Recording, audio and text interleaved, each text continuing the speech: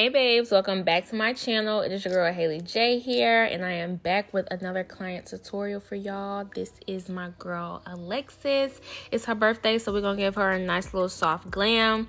So of course, I always start off with priming the skin. I did go in with my Amberlee's moisturizer prior to this, but now I'm applying some calamine lotion just as a base and a primer for the makeup to sit on. I'm gonna apply that in the center parts of her face. Y'all will see me just touch the calamine lotion on her forehead to make sure it's dry. You want to make sure the calamine lotion is all the way dry before you go in and apply your foundation, because it will end up mixing in with that calamine lotion, and we do not want that. We want to make sure it's just on the skin and we're just applying it on top. So I always start off applying it on the forehead and going ahead and shaping out the top of the brow, so when we are filling our brows and concealing later, we don't have to worry about that top portion. For foundation, I did use the Nars Radiant Longwear and Marquises, and I mixed that with Cadiz, and it gave me the perfect shade for her. And I'll be applying this foundation all over the rest of her face. She does have some dark spots on her face, so I make sure I, make spots on her face to go ahead and get those covered up. This foundation is very full coverage and it is buildable, so it is great just to get that coverage and cover up any blemishes that you may have. Now I'm taking my Real Techniques Instapop face brush and just pressing this foundation into her skin. I'm making sure it is nice and blended. You always want your foundation to look like skin when you are done blending it. So I'm just using patting motions and just making sure I'm pressing it into her skin. I always start in one area, and then once it's blended, I move on to the next. I don't hop from area to area trying to blend in. I make sure that I do small areas at a time. That will give you the best blend.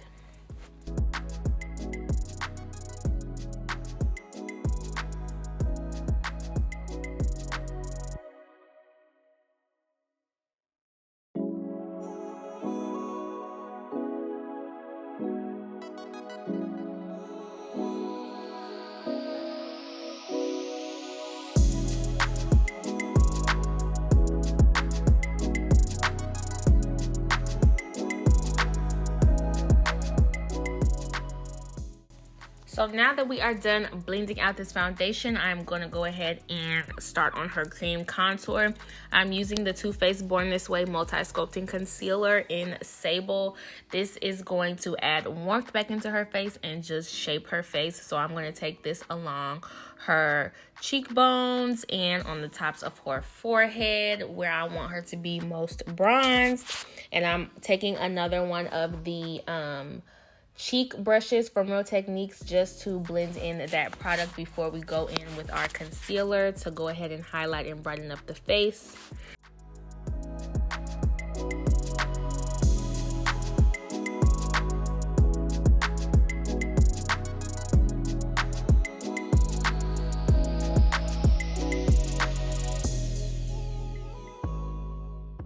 I'm going in with my Tarte Shape Tape Concealer in Tan Deep Honey just to brighten up her face. We're going to take this underneath her eyes, the top of her lip, her forehead, the bridge of her nose, and her chin. All the center parts of her face that we want to stand out and to be brightened. This helps with a more awakened look.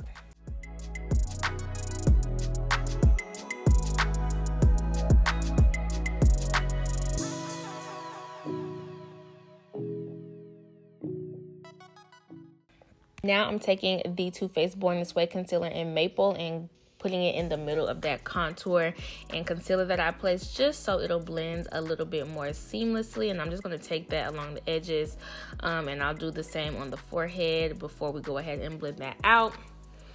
And like I told y'all, we are just shaping up this contour with that concealer as well. It is closer to the foundation shade, so it'll blend easier than the brighter concealer we placed directly underneath her eyes. So now I'm going in with that foundation brush to go ahead and just blend out the edges of the concealer to make sure everything is meshed and everything becomes one unit. So I'm going underneath that contour just to get that out of the way and blending that in to her skin. I'm going to go ahead and blend that chin out because it's a small area and there's no need for the beauty blender. And then you're going to see me go along the edges of that concealer to go ahead and mesh it with that cream contour. We want everything to mesh, everything to be seamless, everything to be one unit. So you want to make sure that everything is blended before you go in with your powders. So that's all I'm doing here, pressing it in. I always use pressing motions to blend in creams. And while I'm still waiting for that under eye to just dry down a little bit more, I'm going to go ahead and fill in her eyebrows. So I'm using the Morphe Micro Brow Pencil in Java to go ahead and shape up her brows and fill in her brows. I make sure I go underneath her brows and create that line, and then I also just follow the top of her brow as well, since we already concealed it with that foundation earlier. And for the front of her brows, I just do hair-like strokes just to give a more natural looking brow. So as you see throughout the whole brow, that's all that I do. And I'm just going to do the same for the other eyebrow. I like to multitask when doing faces just so I can get my clients in and out. So if you're ever waiting for a product to dry down, just think of another area of the face that you could be working on. My Real Techniques sponge to go ahead and blend out the rest of that concealer. So I always use just nice soft tapping motions to go ahead and get that product into the skin. You don't want to press too hard because that's when a lot of the product will be soaked up by the sponge. So just tap lightly from the inner corner all the way out to the edge of her face to get that all blended. And then I'm going to go on the bridge of her nose as well.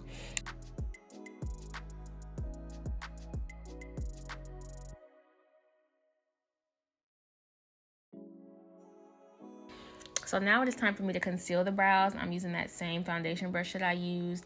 I did apply some of that maple concealer on her eyelid first, and then I went in with that tan deep honey. Just so it'll be like a perfect shade for underneath her eye. I didn't want it to be too bright, but I didn't want it to be too close to her skin tone because I am going to go in with eyeshadow and I want it to be a little bit more pigmented. And I'm just going along that brow and I'm allowing the brush to guide me since it is already flat, and I'm just following the shape of her brow bone, and that will just help me conceal the brow a lot better.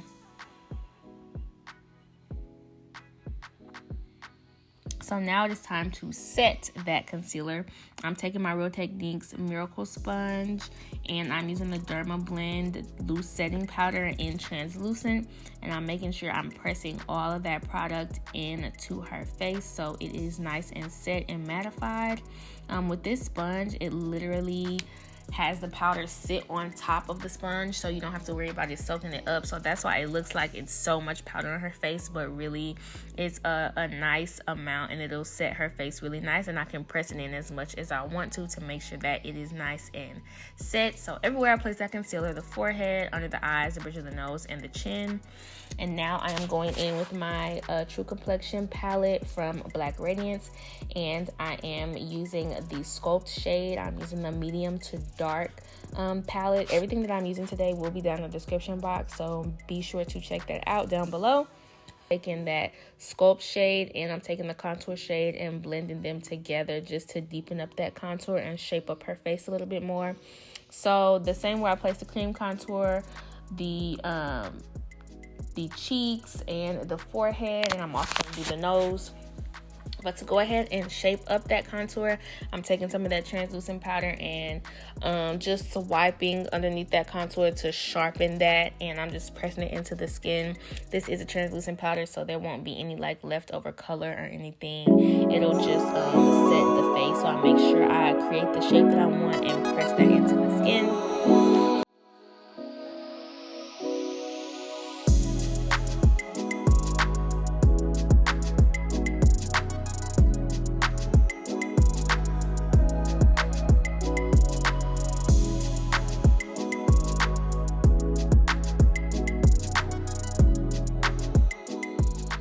And now I am moving on to the nose. I'm just going along the sides of her nose, and I'm using that powder that I put on the bridge of her nose as a guideline.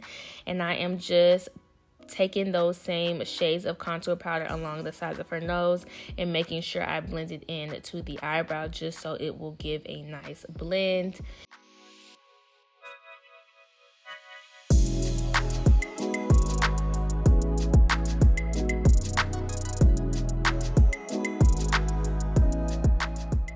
now I am taking some of that translucent powder and putting that over her lids as well, just so I have a nice matte area to place my shadows. And for eyeshadow, I just use that contour shade, literally the same contour shades, and just blended that on her lid. I didn't want to do anything too fancy because it was just something nice and soft, but I didn't want her lid to just be blank. So when all fails, just put a nice brown on the lid and call it a day, okay?